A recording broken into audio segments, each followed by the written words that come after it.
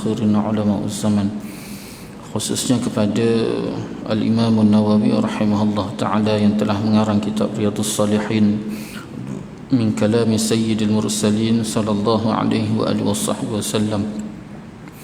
Seterusnya kita hadiahkan Al-Fatihah kepada pejuang-pejuang agama Allah Subhanahu wa ta'ala, para syuhada, terutamanya sahabat-sahabat kita yang berada di Palestin, di Mesir, di Syria, di Yaman, di Selatan Thai, di Rohingya, di Marawi, di Malaysia.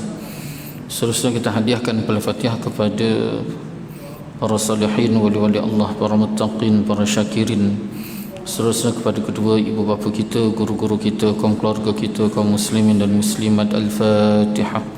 A'udzu billahi minasyaitonir rajim. Bismillahirrahmanirrahim. Alhamdulillahi rabbil alamin.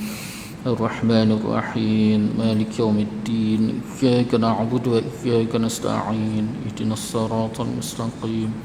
صراط الذين أنعمت عليهم غير المغضوب عليهم ولا الضالين آمين. InsyaAllah tuan-tuan, untuk menambah baik lagi majlis kita pada malam ni, marilah sama-sama kita berselawat ke atas Nabi sallallahu alaihi wa alihi wasallam. Semoga dengan kita berselawat ke atas Nabi sallallahu alaihi wa alihi wasallam, Allah Subhanahu wa taala menambah lagi keberkatan, keridaan, rahmat, dan lebih-lebih lagi kita mengharapkan Allah SWT mengampuni segala dosa kita, insyaAllah. Bismillahirrahmanirrahim. Allahumma salli ala Sayyidina Muhammadin an-Nabiyil Ummi wa ala alihi wa sahbihi wa barik wa sallim. Allahumma salli ala Sayyidina Muhammadin an-Nabiyil Ummi وعلى آله وصحبه وبارك وسلم. اللهم صل على سيدنا محمد النبي الأمي وعلى آله وصحبه وبارك وسلم. اللهم صل على سيدنا محمد النبي الأمي وعلى آله وصحبه وبارك وسلم. اللهم صل على سيدنا محمد النبي الأمي وعلى آله وصحبه وبارك وسلم. اللهم صل على سيدنا محمد النبي الأمي وعلى آله وصحبه وبارك وسلم. اللهم صل على سيدنا محمد النبي الأمي وعلى آله وصحبه وبارك وسلم. اللهم صل على سيدنا محمد النبي الأمي وعلى آله وصحبه وبارك وسلم. اللهم صل على سيدنا محمد النبي الأمي وعلى آله وصحبه وبارك وسلم. اللهم صل على سيدنا محمد النبي الأمي وعلى آله وصحبه وبارك وسلم. بسم الله الرحمن الرحيم. الحمد لله رب العالمين، وبه نستعين على أمور الدنيا والدين، والصلاة والسلام على سيد المرسلين خاتم النبي محمد صلى الله عليه وآله وصحبه وسلم، وعلى آله وأصحابه وتابع لهم بإحسان إلى يوم الدين. سبحانك لا علم لنا إلا ما علمتنا إنك أنت العليم الحكيم. رب اشرح لي صدري ويسر لي أمري واحلل عقدة من لساني يفقه قولي. رب زدنا علما وارزقنا فهما. اللهم يسر ولا تعسر. رب تمم بالخير يا فتاح يا عليم. افتح لنا فتوح العارفين. ولا حول ولا قوة إلا بالله العلي العظيم. ولا حول ولا قوة إلا بالله العلي العظيم. ولا حول ولا قوة إلا بالله العلي العظيم. أما بعد، قال الله تعالى في القرآن العظيم: أعوذ بالله من الشيطان الرجيم. Bismillahirrahmanirrahim. Alam nashrah laka sadrak wa wada'na anka wizrak alladhi anqadha dhahrak wa rafa'na laka dhikrak fa inna ma'al usri yusra inna ma'al usri yusra fa idza faragta fansab wa ila rabbika farghab. Sadaqallahul azim. Alhamdulillah, pertama-tamanya marilah sama-sama kita merafakkan rasa syukur kita ke hadirat Allah Subhanahu wa taala. Dengan keizinan Allah Subhanahu wa taala dapat sama-sama kita bertemu dan kita bersua lagi pada malam ini, dan sama-sama kita mengharapkan semoga pertemuan kita pada malam ini Allah Subhanahu wa taala penuhkan dengan keberkatan, keredaan, rahmat, dan lebih-lebih lagi kita mengharapkan Allah Subhanahu wa taala mengampuni segala dosa kita insya-Allah. Dan insya-Allah tuan-tuan kita akan sambung lagi bacaan kitab Riyadhus Salihin yang telah disusun hadis-hadis Nabi sallallahu alaihi wasallam ini di dalam kitab karangan daripada Al-Imam Hujjatul Islam Imam Nawawi rahimahullahu taala. Masih lagi perbincangan kita berkisar pada bab yang ketiga, iaitu sabar. Bab yang ketiga, sabar. Al-Imam Nawawi rahimahullahu taala menyambung lagi kata-kata beliau, didatangkan satu firman Allah Subhanahu wa taala di dalam surah Az-Zumar ayat ke-10. A'udzubillahi minasyaitonir rajim. Bismillahirrahmanirrahim. Innama yuwaffas sabiruna ajrahum bighairi hisab. Sadaqallahul azim. Sesungguhnya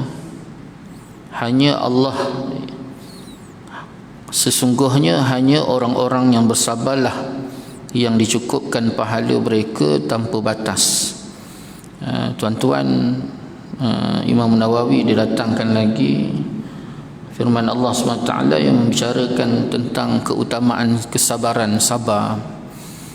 Sama-sama telah kita bahaskan mengenai ta'rif ataupun pengenalan definisi tentang sabar. Yang dikatakan sabar ni menahan diri daripada sesuatu perkara yang boleh mengundang kepada kemurkaan Allah Subhanahu wa taala.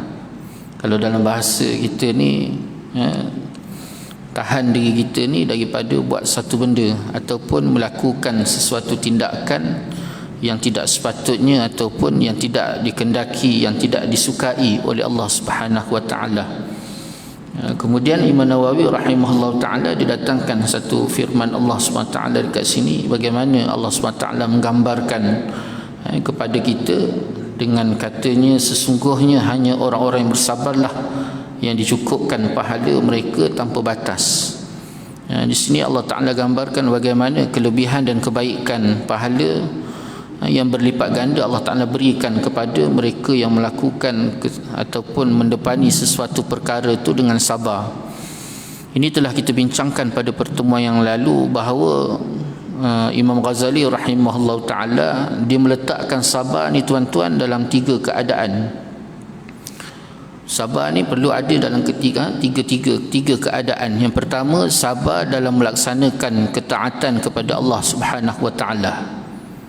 Yang kedua, sabar dalam meninggalkan kemaksiatan pada Allah Subhanahu wa taala. Dan yang ketiganya, sabar dalam mendepani sesuatu musibah yang didatangkan oleh Allah Subhanahu wa taala ke atas seseorang tersebut. Jadi ketiga-tiga keadaan tadi perlu kita datangkan sabar tadi. Pertama, sabar dalam mendepani ketaatan ataupun melaksanakan ketaatan kita kepada Allah. Ini bertepatan dengan apa yang Allah Ta'ala sebut. Allah Ta'ala sebut kat sini, dengan hanya bersabar sahaja Allah Ta'ala akan berikan pahala yang sangat luas, yang tidak terbatas di atas kesabaran dia tadi. Baik sama ada dia sabar dalam melaksanakan ketaatan. Kita dalam nak melaksanakan ketaatan kepada Allah SWT ni tuan-tuan, bukan satu perkara yang mudah. Kalau kita lihat, ulama sendiri membahaskan tentang aspek pelaksanaan ketaatan kepada Allah ni, ada beberapa tingkatan yang sampai seseorang tu baru dia dapat melaksanakan ketaatan dalam dirinya kepada Allah SWT. Di antaranya penting keimanan dan keyakinan dalam diri dia terhadap Allah Subhanahu wa taala dan juga terhadap hari akhirat. dengan ketaatan dia, dengan keimanan dan keyakinan yang ada dalam dirinya kepada Allah dan juga hari akhirat tadi, maka di situ akan timbul kekuatan dalam diri dia untuk melaksanakan ketaatan. Jadi di situ dia mempertahankan, dia menahan diri dia dengan sifat sabar tadi tuan-tuan, daripada mengikuti hawa nafsu. Kerana di antara perintah Allah Subhanahu taala dan kehendak nafsu ni tuan-tuan, dia dua perkara yang bercanggah seperti air dengan minyak. Dia takkan boleh duduk sama satu masa keadaan, tidak. Kalau kita tak bawa diri kita tuan-tuan untuk mentaati Allah Subhanahu taala, maka sudah pasti kita akan terjerumus mengikuti kehendak hawa nafsu kita. Itu mudah dia punya kira-kira tu. Jadi kena bawa, dalam nak membawa diri kita melaksanakan ketaatan kepada Allah Subhanahu taala, maka memerlukan kepada mujahadah, kerana berlawan dan berhadapan dengan nafsu yang duduk dalam diri ni. Allah Subhanahu taala, titah perintah Allah, maka yang nak berdepan dengan nafsu tadi, diri kita tadi tu. Jadi kat situlah perlukan kesabaran yang sangat tinggi tuan-tuan untuk meninggalkan kehendak hawa nafsu dan juga melaksanakan ketaatan pada Allah Subhanahu wa taala. Kerana nafsu dan perintah Allah ni dia tak akan seiring. Kalau Allah Taala perintah ke atas kita untuk melaksanakan solat, nafsu dia tak suka solat. Kalau Allah Taala perintah pada kita supaya kita baca Quran, memperbanyakkan zikir, wirid, tak semudah itu untuk kita melaksanakan, kerana nafsu tu dia tak suka benda-benda ataupun perkara-perkara yang mengikut sejalur apa yang dikendaki oleh Allah Subhanahu wa taala, maka memberontak. Yang mudah kita lihat, kalau kita dapati bahawa kita baca Facebook, kita boleh duduk baca Facebook, duduk depan TV, televisyen tuan-tuan 2 jam, 3 jam, 4 jam, tak sakit. Tak ada rasa sakit belakang, sakit pinggang, sakit lutut, tak terasa pun usia senja kita. Tapi bila kita duduk saja tuan-tuan menghadap Al-Quran, tak sampai 10 minit dah mula rasa sakit belakang, sakit tulang belakang kita, sakit pinggang, sakit lutut, terasa usia tu senja. Kerana apa tuan-tuan? Kerana membaca Quran itu bercanggah dengan kehendak nafsu. Maka ketika itu dia akan memberontak dengan kepelbagaian, campur lagi pula dengan hasutan-hasutan tipu daya syaitan yang memang mengkendaki kita ni supaya jauh daripada mentaati Allah Subhanahu taala dan melakukan perkara-perkara yang boleh mengundang kepada datangnya kemurkaan Allah Subhanahu taala. Itu sebabnya diletakkan di situ satu sifat yang diperlukan sangat-sangat tinggi ke atas kita. Imam Ghazali letak bahawa di antara perlu datangnya sifat sabar tadi, menahan diri tadi tu, supaya diri itu dapat dibawa dengan baik untuk melaksanakan ketaatan kepada Allah Subhanahu wa taala. Itu Allah Taala berikan pahala seluas-luasnya orang yang betul-betul sabar dalam melaksanakan ketaatan. Begitu juga dalam meninggalkan kemaksiatan. Maka Ghazali kata perkara yang kedua perlu kita datangkan sabar ni tuan-tuan, iaitu meninggalkan kemaksiatan pada Allah Subhanahu wa taala. Maksiat ni dalam apa aspek kita sebut? Ulama garis pandukan maksiat ni ada maksiat zahir, ada maksiat batin.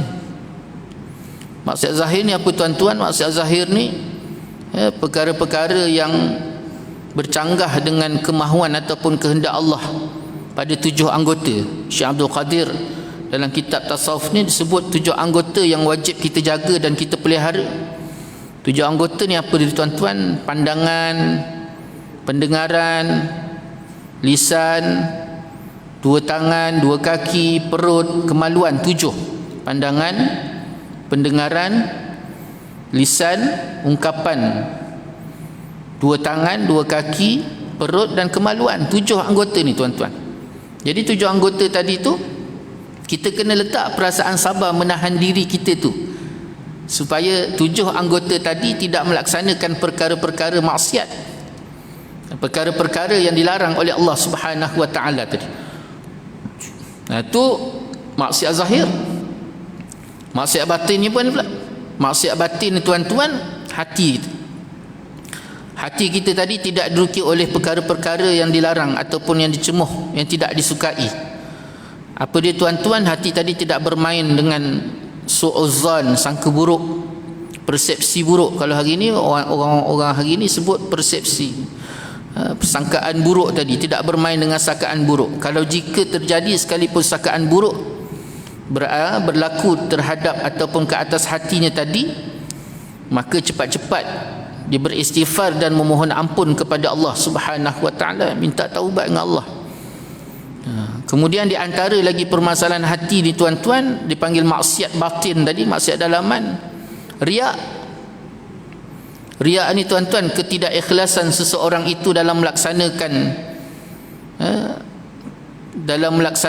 segala amalan soleh, amalan-amalan baik, kerja-kerja buat yang baik yang dituntut, dia tidak ikhlas.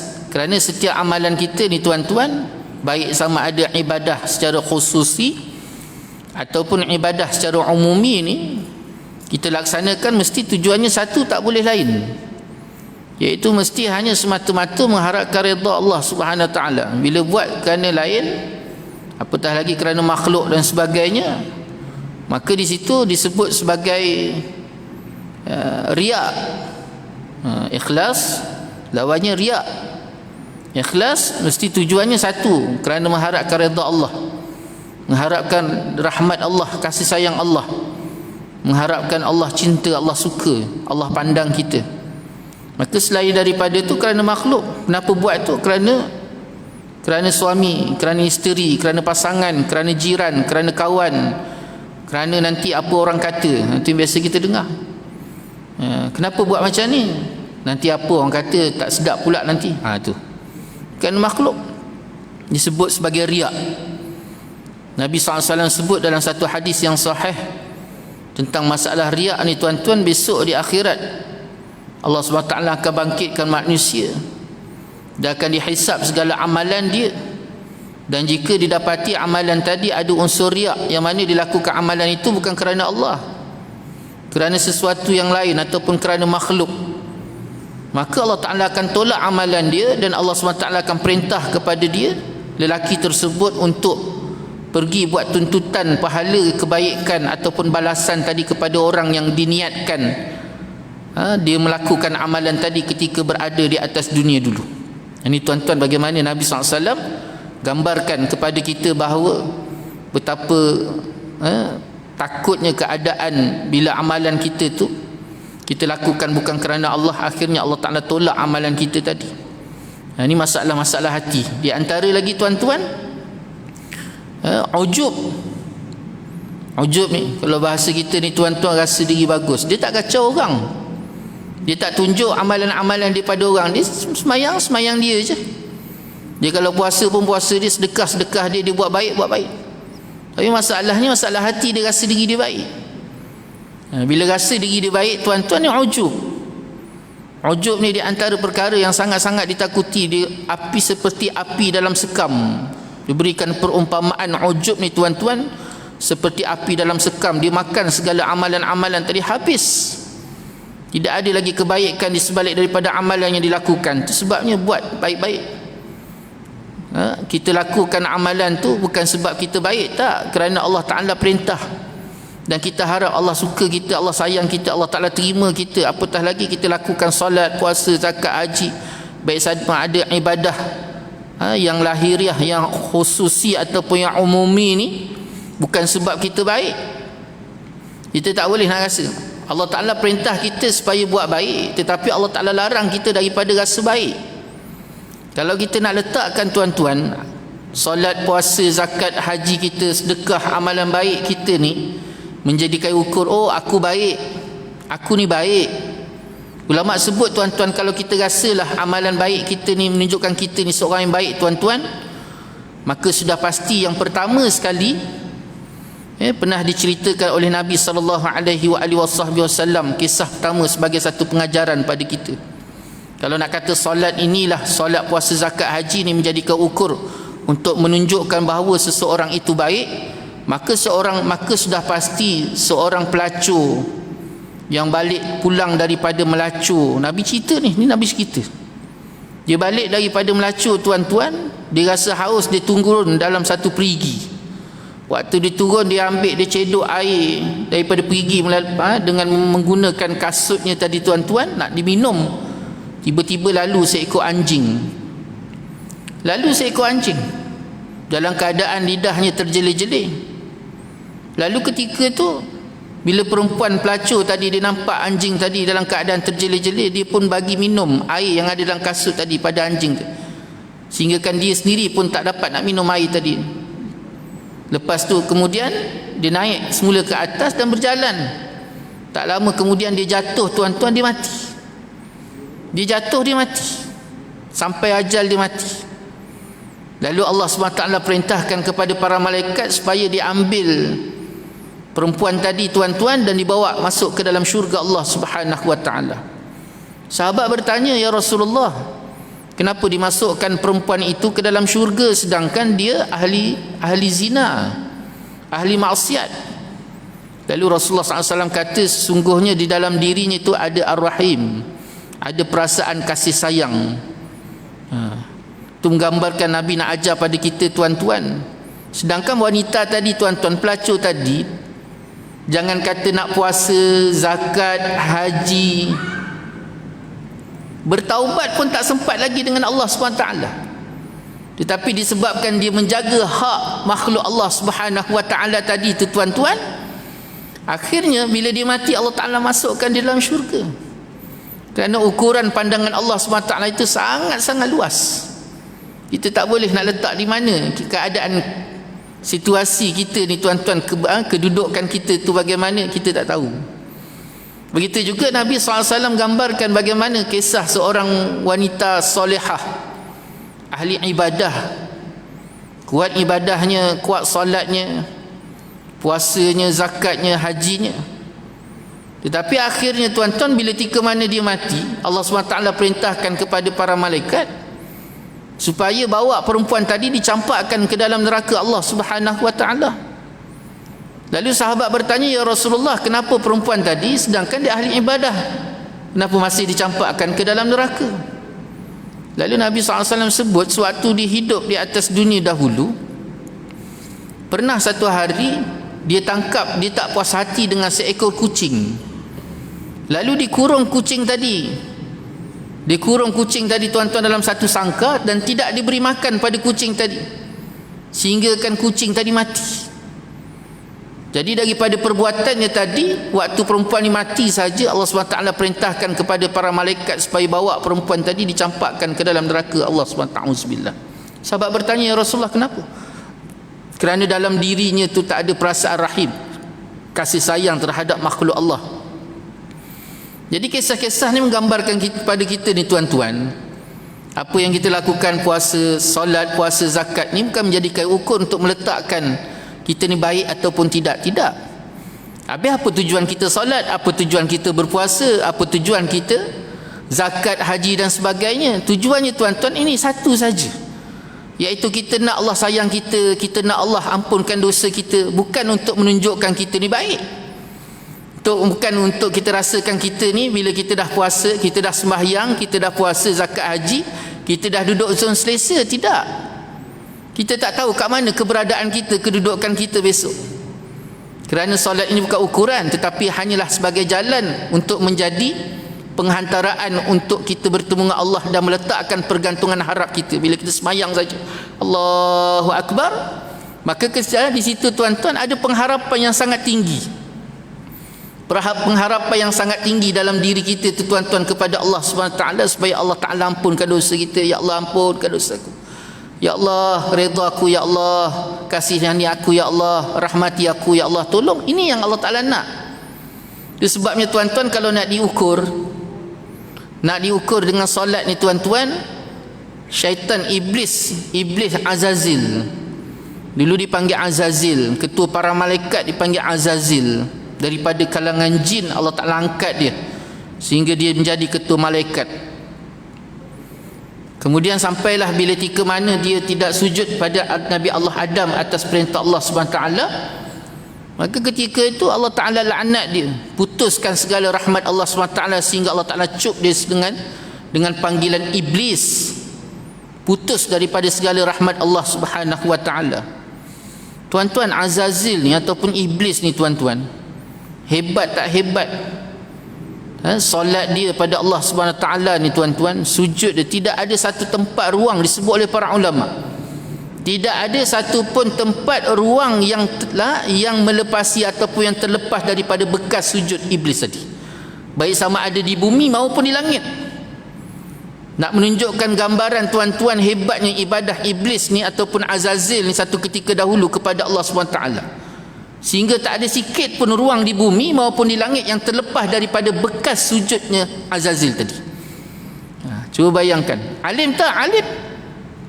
Alim tak ada alim, sehingga kan para malaikat sendiri tuan-tuan menjadikan Azazil ni sebagai tempat rujukan. Nak berdoa pun sampai dia para malaikat minta doa daripada Azazil pada Allah Subhanahu Wa Taala. Itu sebabnya Azazil ni tuan-tuan, iblis ni, syaitan ni, dia tak risau kita ni solat panjang-panjang, banyak-banyak, tak heran dia. Dia tak heran kita puasa, zakat, haji, baca Quran, zikir, wirid, tak heran dia. Tetapi dia cukup risau tuan-tuan bila ketika mana kita puasa, kita sembahyang dalam keadaan hati yang tawaduk, rendah diri dengan Allah. Dia paling risau kalau kita puasa kita tu dalam keadaan meletakkan rajak pengharapan yang sangat tinggi pada Allah SWT.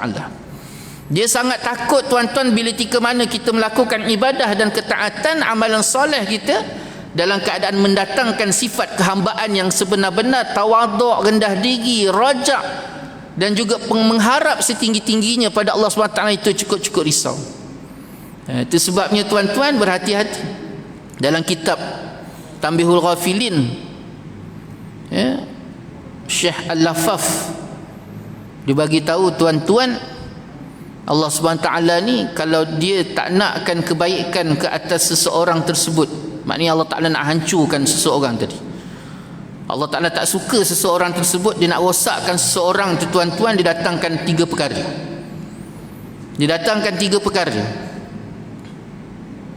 Apa 3 perkara tersebut? Yang pertamanya, Allah Ta'ala jadikan seseorang itu orang yang alim, orang yang ada ilmu, tetapi dia tak beramal dengan ilmu. Cuba bayangkan tuan-tuan, Allah Ta'ala dia nak rosakkan seseorang tu, bukannya Allah Ta'ala hantar seorang tu pergi karaoke, bukan hantar orang tu pergi buat maksiat, berzina, berjudi, tak. Tapi kalau Allah Ta'ala nak hancurkan seseorang tu, Al-Lafaf kata apa? Yang pertama, Allah Ta'ala jadikan dia seorang yang alim, orang yang ada ilmu, tetapi dia tidak beramal dengan ilmu. Na'udzubillah min zalik. Yang kedua, Al-Lafaf kata Allah Ta'ala bila dia nak rosakkan seorang tu, dia tak nak kebaikan atas seorang tu, dia nak nyah seseorang tu daripada rahmat dia. Yang keduanya, orang tadi dia berkawan dengan orang soleh, tetapi dia sendiri tak menjadi soleh. Dia kawan dengan orang baik, tapi dia tak jadi baik. Ni Allah Ta'ala nak rosakkan seorang tu tuan-tuan. Yang ketiga, Al-Lafaf kata Allah Ta'ala jadikan seseorang itu melakukan amalan soleh, tapi di dalam keadaan dilakukan amalan soleh tadi, dia tidak ikhlas pada Allah Subhanahu Wa Taala. Jadi tuan-tuan, 3 keadaan ni kita lihat dan kita teliti. Sebabnya kita tak boleh nak rasakan bahawa bila kita dah solat, puasa, zakat, haji, kita duduk zon selesa, tak. Itu bukan menjadikan ukur untuk meletakkan kita ni orang baik tak baik. Kita nak tahu tuan-tuan, situasi kita ni baik tak baik besok tuan-tuan bila ketika mana ajal kita sampai. Ini yang dijanjikan oleh Nabi SAW. Rasulullah SAW sebut kayu ukur untuk melihat kita ni baik tak baik besok di akhirat dengan dilihat bagaimana kematian kita. Kalau kematian kita tu baik, maka insya-Allah baiklah barzah kita, baiklah akhirat kita. Tapi kalau kematian kita tu tuan-tuan dalam keadaan su'ul khatimah, dalam keadaan buruk, tak baik, maka tuan-tuan ditakuti kemungkinan besar besok di barzah tuan-tuan dalam keadaan tak baik. Dalam keadaan tak baik, akhiratnya tak baik. Itu sebabnya kita berjalan di atas muka bumi Allah SWT ni senantiasa berada dalam keadaan berhati-hati. Jangan sampai kita melakukan ibadah ni tuan-tuan bukan mengundang kepada rahmat dan kebaikan daripada Allah, tetapi mengundang kemurkaan Allah, na'udzubillah min zalik. Itu sebabnya di sini Imam Ghazali memberikan penerangan kepada kita penting sabar dalam melakukan ketaatan pada Allah Subhanahu Wa Taala, sabar dalam meninggalkan kemaksiatan, perkara-perkara yang dilarang oleh Allah Subhanahu Wa Taala, dan yang ketiganya sabar dalam menghadapi musibah. Musibah ni apa tuan-tuan? Sesuatu perkara yang bercanggah dengan kemahuan kita. Kita nak A, Allah Ta'ala tak bagi A, maka bercanggah dengan kemahuan, dipanggil musibah. Kita bila makan tuan-tuan, nak makan makanan sedap, tapi hari itu bila makan saja tuan-tuan tak sedap sebagaimana yang kita nak, maka bila bercanggah dengan kemahuan tadi dipanggil musibah. Maka bila musibah ni tuan-tuan, hadapilah dengan sabar. Pertama sekali kita hadapi dengan sabar, yang kedua kita balik semula pada Allah. Sebagaimana Allah Ta'ala ajar kita, allazina iza asabathum musibatun qalu inna lillahi wa inna ilaihi raji'un. Bila datang musibah, maka sebutlah inna lillahi wa inna ilaihi raji'un. Bukan hanya sekadar disebut oleh para ulama, bahkan kita balik semula pada Allah. Ini satu benda yang bercanggah dengan kemahuan kita. Tak kiralah makan, minum, kesihatan. Kita nak sihat, Allah SWT datangkan sakit. Kita nak senang, nak mudah, Allah Ta'ala susahkan kita. Hidup atas dunia ni tuan-tuan, tidak ada satu perkara ataupun satu situasi pun yang membuatkan ataupun yang terlepas daripada ujian Allah SWT. Jahil, ujian Allah. Alim, ujian Allah. Maksiat, ujian Allah. Ketaatan, ujian Allah. Buat baik, ujian Allah. Ada ilmu, ujian Allah. Hafal Quran, ujian Allah. Tak hafal Quran, ujian Allah. Baca Quran, ujian Allah. Tak baca Quran, ujian Allah. Semua situasi keadaan tu tuan-tuan, selagi mana kita hidup atas muka bumi Allah SWT ini, semua situasi keadaan tadi tidak ada pun satu disebut oleh para ulama yang boleh kita katakan satu anugerah. Tak ada. Tidak ada satu pun perkara yang dipanggil satu anugerah. Semuanya bentuk ujian. Itu yang kita takut tuan-tuan. Ulama sebut setiap perkara yang datang daripada Allah SWT ni, segala-galanya itu datang daripada Allah. Apa yang kita dapat daripada dua tangan kita, yang kita dapati dalam kehidupan seharian kita di tuan-tuan, segala-galanya datang daripada Allah. Cuma perlu diingat, yang datang tadi dia akan datang dalam kedua keadaan. Ada ketika dia datang tuan-tuan dalam bentuk rahmat. Dia datang tu sebagai satu rahmat. Macam mana kita nak tahu sesuatu itu satu rahmat? Iaitu bila dia datang, kita dapat, kita pegang, kita genggam, maka sesuatu yang kita dapati tadi tuan-tuan menjadi sebab untuk kita tu semakin dekat dengan Allah. Maka yang kita dapat itu satu rahmat. Tetapi kalau sesuatu yang datang tadi tuan-tuan, dia menjadi sebab sehingga kita tu semakin jauh daripada Allah, membuatkan kita semakin leka, membuatkan kita semakin lalai, membuatkan kita tu semakin rasa keakuan tadi, sifat kehambaan itu semakin hilang.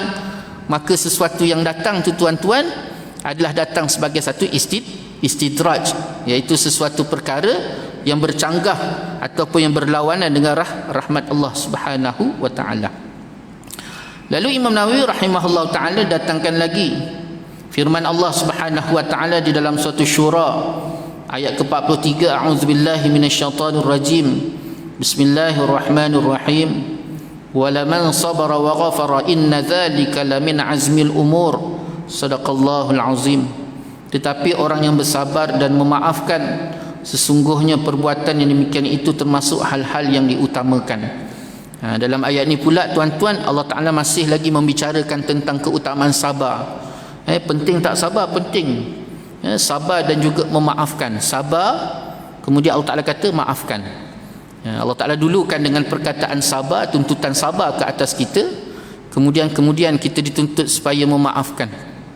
Tak kira apa sekalipun perkara, mungkin bercanggah dengan kemahuan hati dan kehendak kita tadi tuan-tuan, maka letakkan yang pertama sekali sabar. Kenapa kita letak sabar? Kerana Allah tuntut supaya kita bersabar. Walaupun bercanggah dengan kemahuan, letak sabar. Kemudian selepas daripada sabar tadi, Allah Ta'ala suruh pada kita supaya memaafkan. Kenapa penting memaafkan ni tuan-tuan? Supaya perkara pertama, orang yang memaafkan orang lain ni, Allah Ta'ala akan berikan kemaafan ke atas dia. Itu janji Allah. orang yang mudah memaafkan orang lain, maka Allah Ta'ala berikan seluas-luas keampunan Allah SWT ke atas diri dia. Satu. Yang kedua, penting tak kita mudah memaafkan orang? Mudah, penting. Sebab yang paling ditakuti besok di akhirat. Di akhirat besok tuan-tuan, yang paling kita takut bila kita ni susah nak memaafkan orang, mungkin kita ni ahli syurga, mungkin kita selesai dah dihisap, mudah dihisap, lalu mungkin kita tu dah nak masuk dah dalam syurga Allah, dah selesai dah nak masuk syurga, tetapi terhambat kita nak masuk, kita nak melangkah kaki masuk ke dalam syurga Allah SWT, disebabkan ada orang-orang yang menzalimi kita sewaktu berada di atas muka bumi dulu yang kita tak maafkan. Jadi bila kita tak maafkan tadi tuan-tuan, kita terpaksa pula menunggu mereka supaya mereka tu diselesaikan hisap, hisap mereka, pengadilan ke atas mereka tadi. Jadi di situlah ditakuti oleh para ulama, takut-takut disebabkan di dunia kita dah dizalimi, di akhirat pula tuan-tuan kita terhambat untuk masuk dalam syurga Allah SWT. Sebab apa? Sebab menantikan orang yang menzalimi kita tadi tu, mengadili Allah, mengadili mereka tadi, sehingga kan kita terhambat, lambat dan sebagainya. Itu sebabnya Allah Ta'ala tuntut sangat-sangat kepada kita supaya menjadi orang yang pemaaf. Biarlah orang buat kita, kerana orang tu pun, kalau kita bicara dalam aspek kacamata hakikat pun tuan-tuan, kalau Allah Ta'ala tak gerakkan mereka untuk menzalimi kita, menyakiti kita, mereka tak akan dapat menyakiti kita. Qulillahumma malikal mulki tu'til mulka man tasha' wa tanzi'ul mulka mimman tasha' wa tu'izzu man tasha' wa tuzillu man tasha' biadikal khairu innaka ala kulli syai'in qadir tulijul laila fin nahar wa tulijul nahara fil lail wa tukhrijul hayya minal mait wa tukhrijul maita minal hayy wa tarzuqu man tasha'u bighairi hisab. Apa sekalipun perkara tuan-tuan, semuanya terikat dengan kehendak Allah, iradah Allah. Allah Ta'ala nak berlaku. Kalau tak nak, apa sekalipun tuan-tuan diberikan bantuan, takkan berlaku. Jadi bila datangnya seorang untuk menzalimi kita, menyakiti hati kita, ataupun membuat sesuatu benda yang bercanggah dengan kemahuan kita, kita tak suka, jangan lupa tuan-tuan, dia datang tu atas iradah Allah, dan pasti ada kebaikan. faman ya'mal misqala dzarratin khairan yarah wa may ya'mal misqala dzarratin syarran yarah. Sebabnya dalam ayat ni Allah SWT menggambarkan kepada kita tentang dua sifat. Yang pertamanya sifat sabar, dan kemudian selepas daripada itu Allah Ta'ala suruh pada kita supaya kita jadi orang yang pemaaf, memaafkan orang lain atas segala perbuatan tadi. Dan hal itulah Allah Ta'ala sebut sebesar-besar keutamaan yang dituntut oleh Allah Subhanahu wa Ta'ala.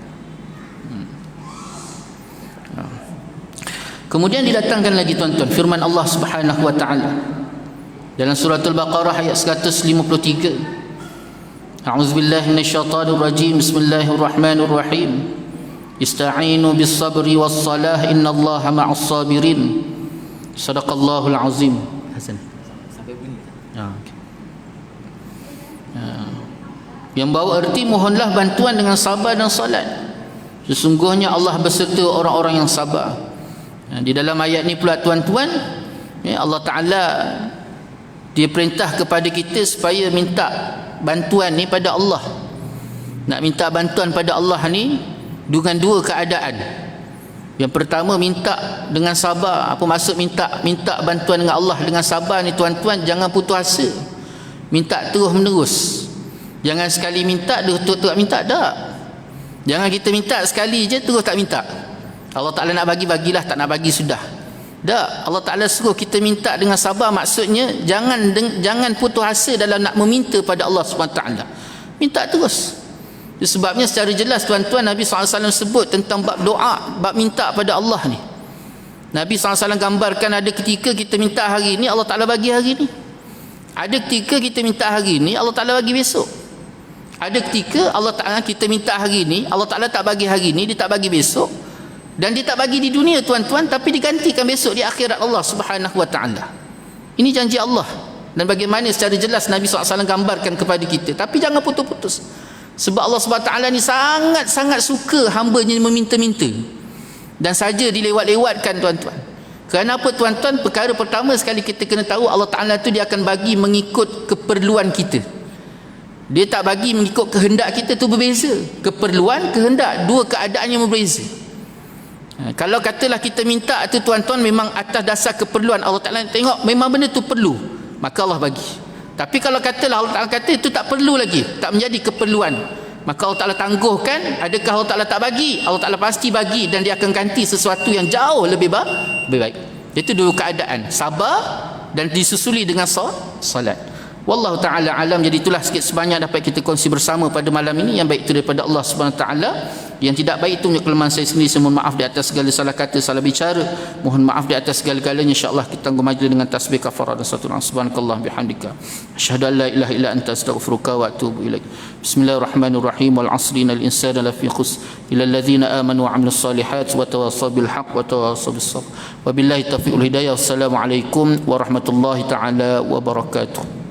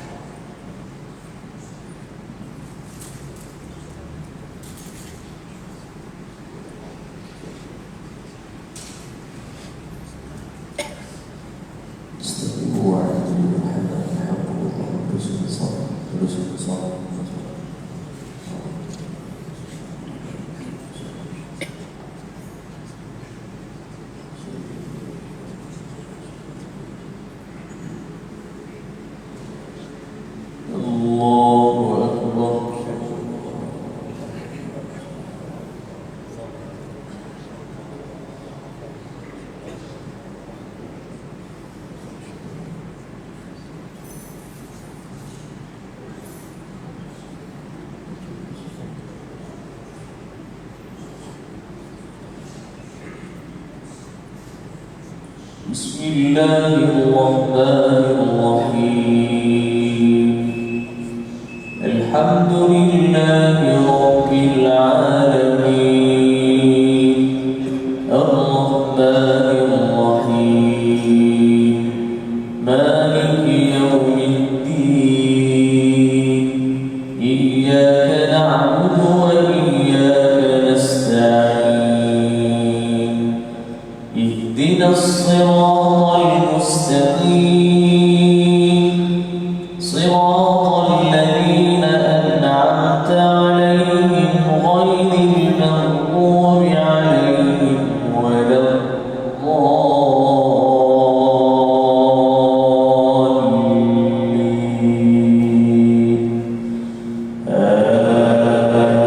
آمين.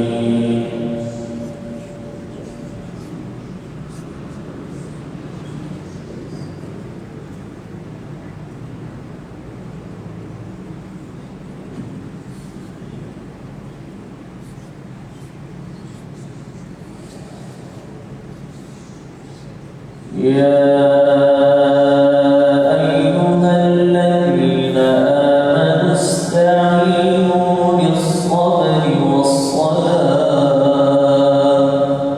إن الله مع الصابرين ولا تقولوا لمن يقتل في سبيل الله أموات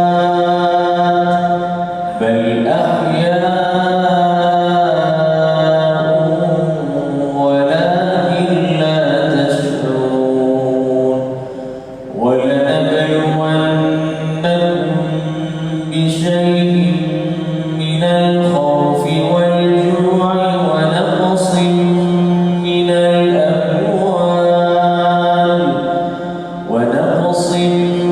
من الأموال والأنفس والثمرات وبشر الصابرين الذين إذا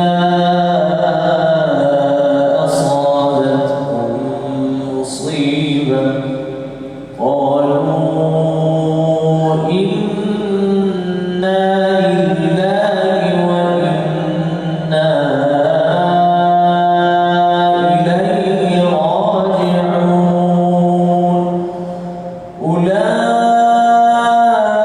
أولئك عليهم صلوات من ربهم ورحمة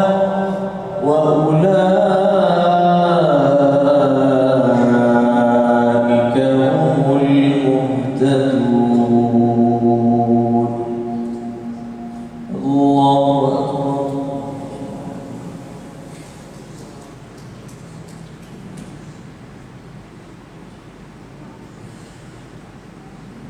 سمع الله لمن حمده.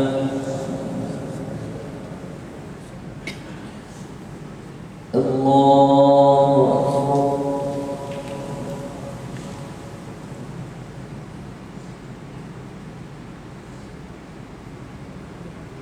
الله أكبر.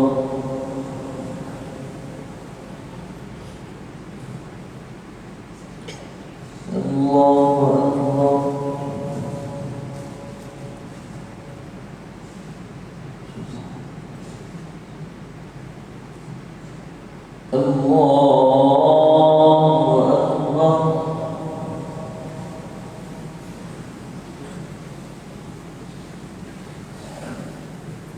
بسم الله الرحمن الرحيم الحمد لله رب العالمين الرحمن الرحيم مالك يوم الدين إياك نعبد وإياك نستعين اهدنا الصراط المستقيم صراط الذين أنعمت عليهم غير المغضوب عليهم ولا الضالين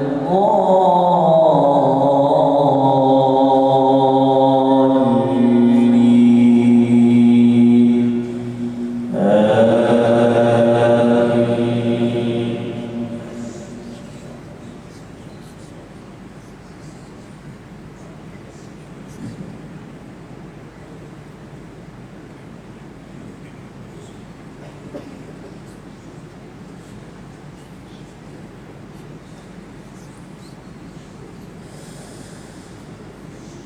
إن الصفا والمروة من شعائر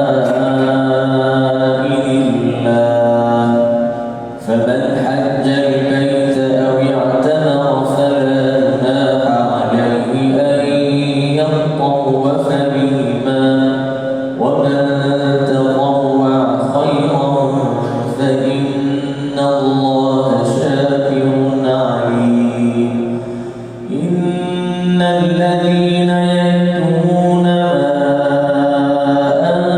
أنزلنا من البينات والهدى من بعد ما بيناه للناس في الكتاب أولئك يلعنهم الله ويلعنهم اللاعنون إلا الذين تابوا وأصلحوا وبينوا فأولئك أتوب عليهم وأنا التواب الرحيم. إن الذين كفروا وماتوا وهم كفار أولئك عليهم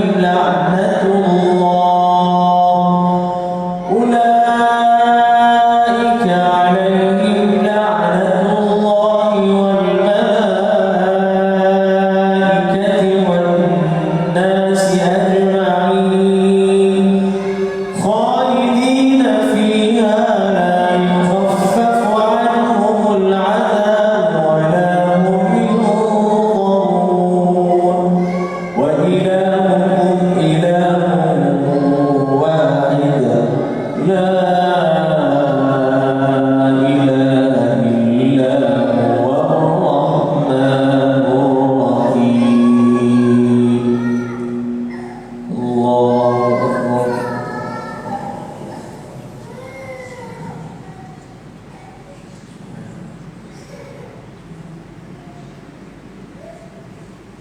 سمع الله لمن حمده.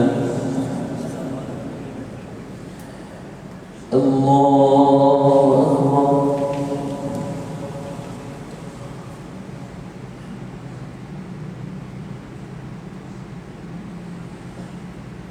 الله أكبر.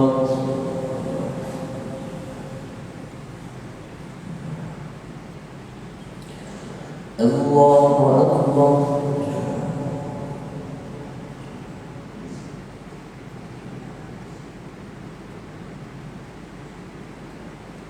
الله أكبر.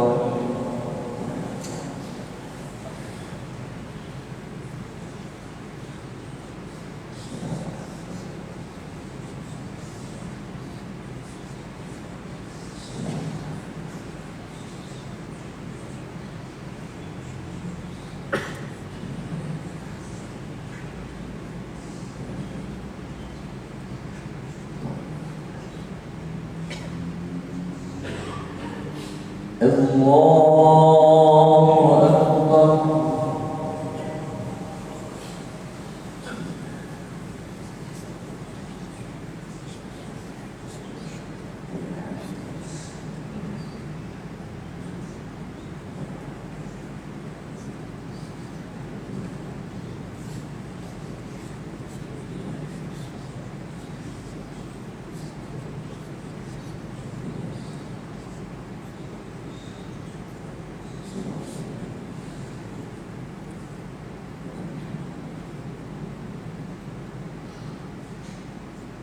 الله أكبر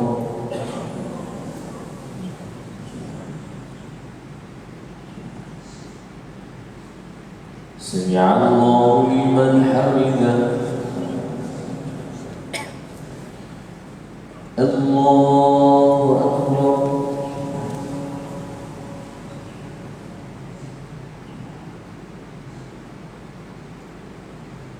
الله أكبر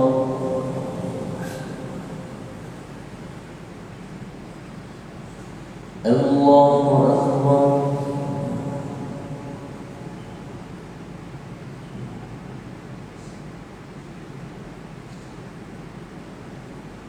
أكبر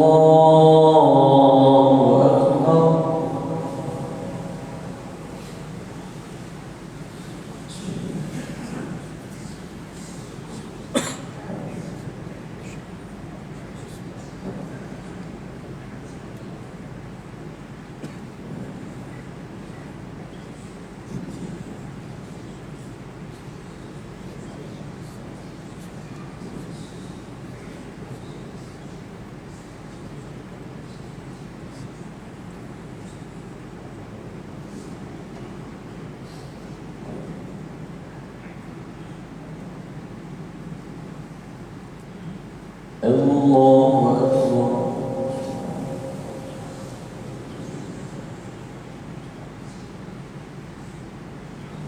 سمع الله لمن حمده الله أكبر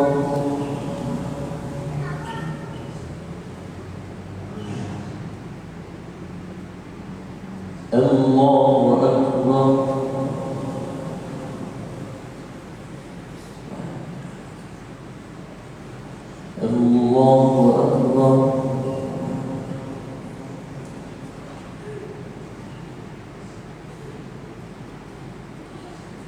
الله أكبر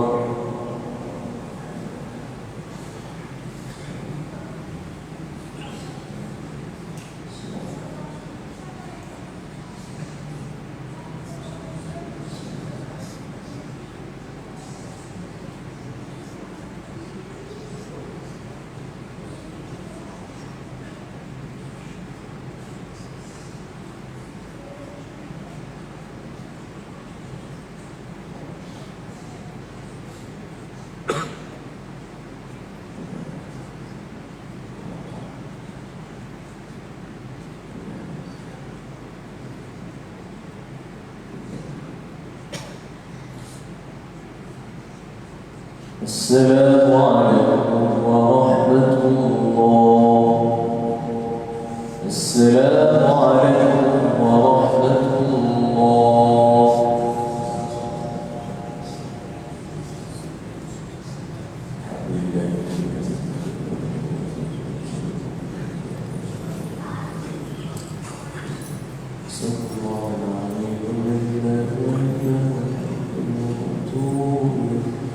استغفر الله العظيم الذي لا إله إلا هو وأتوب إليه. استغفر الله العظيم الذي لا إله إلا هو الحي القيوم وأتوب إليه. اللهم أنت السلام ومنك السلام إليك يعود السلام. حينا ربنا بالسلام وأدخلنا جنتك دار السلام. تبارك ربنا وتعالى الجلال والإكرام. الله لا إله إلا هو الحي القيوم لا تأخذه سنة ولا نوم له ما في السماوات وما في الأرض. من ذا الذي يشفع عنده إلا بإذنه يعلم ما بين أيديهم وما خلفهم ولا يحيطون بشيء من علمه إلا بما شاء. وسع كرسيه السماوات والأرض ولا يئوده حفظهما وهو العلي العظيم. سبحان الله.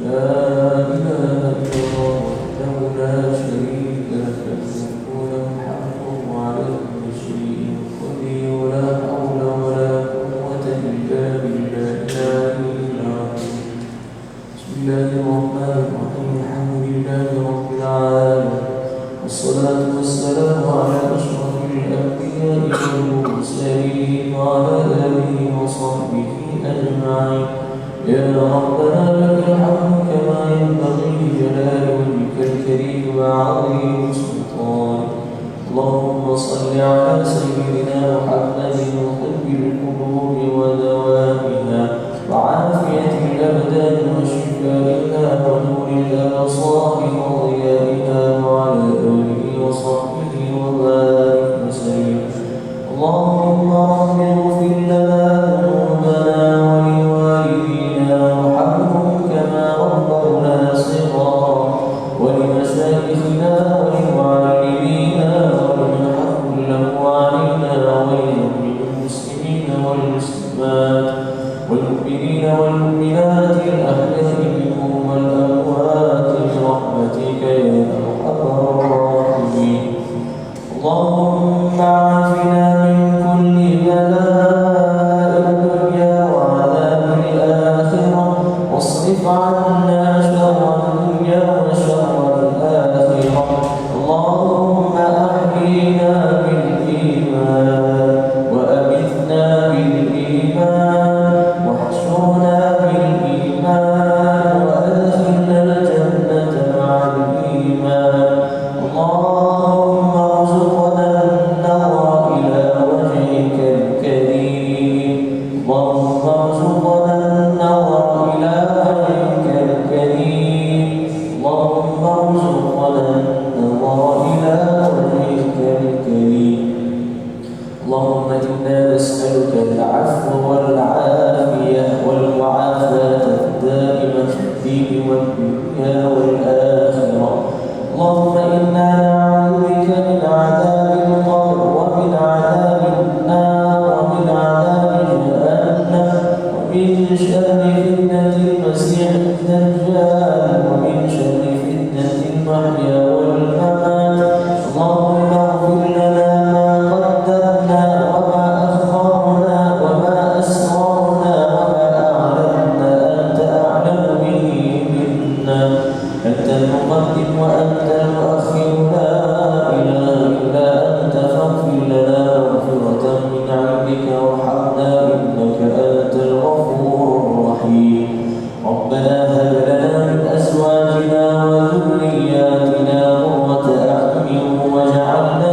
للمتقين إماما اللهم اختم لنا بحسن الخاتمة ولا تختم علينا يا الله بسوء الخاتمة ربنا آتنا في الدنيا حسنة وفي الآخرة حسنة وقنا عذاب النار وصلى الله على سيدنا محمد وعلى آله وصحبه وبارك وسلم الحمد لله رب العالمين الله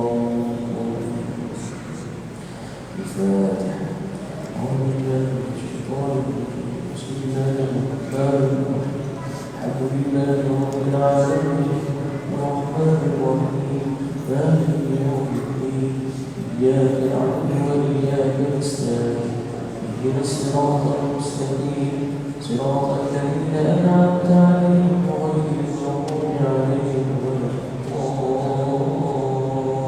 الضالين بسم الله الرحمن الرحيم تبارك الذي بيده الملك وهو على كل شيء قدير الذي خلق الموت والحياة ليبلوكم أيكم أحسن عملا وهو العزيز الغفور الذي خلق سبع سماوات طباقا ما ترى في خلق الرحمن من تفاوت فارجع البصر هل ترى من ثم ارجع البصر كرتين ينقلب إليك البصر خاسئا وهو حسير ولقد وزينا السماء الدنيا بمصابيح وجعلناها رجوما للشياطين وأعتدنا لهم عذاب السعير وللذين كفروا بربهم عذاب جهنم وبئس المصير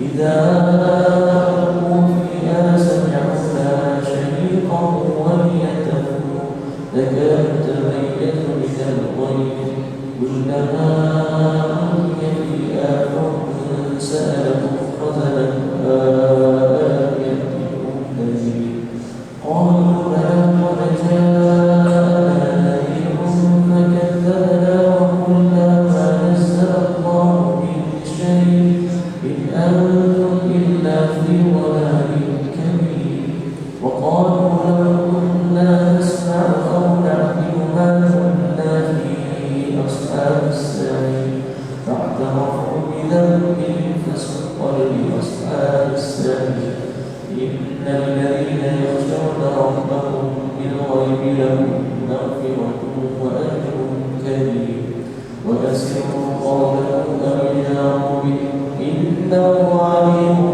بذات الصدور ألا يعلم من خلق وهو اللطيف الخبير والذي جعل لكم الأرض ذلولا فامشوا في مناكبها وكلوا من رزقه وإليه النشور أأمنتم من في السماء أن يخسف بكم الأرض فإذا هي تمور أم أمنتم من في السماء أن يرسل عليكم حاصبا فستعلمون كيف نذير ولقد كذب الذين من قبلهم فكيف كان نكير أولم يروا إلى الطير فوقهم صافات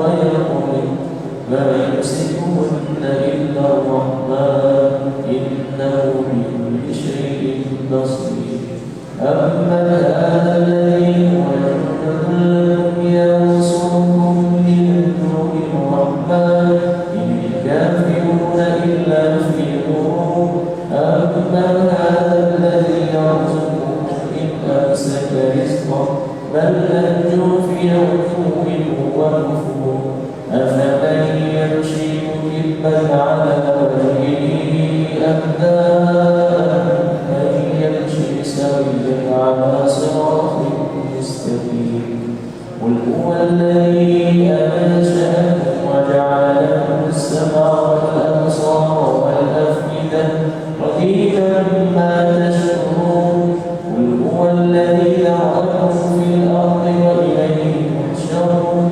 ويقولون متى هذا الوعد إن كنتم صادقين قل إنما العلم عند الله وإنما أنا نذير مبين فلما رأوا زلفة سيئت وجوه الذين كفروا وقيل هذا الذي كنتم به تدعون قل أرأيتم إن أهلكني الله ومن معي رحمنا فمن يجير الكافرين من عذاب أليم قل هو الرحمن آمنا به وعليه توكلنا فستعلمون من هو في ضلال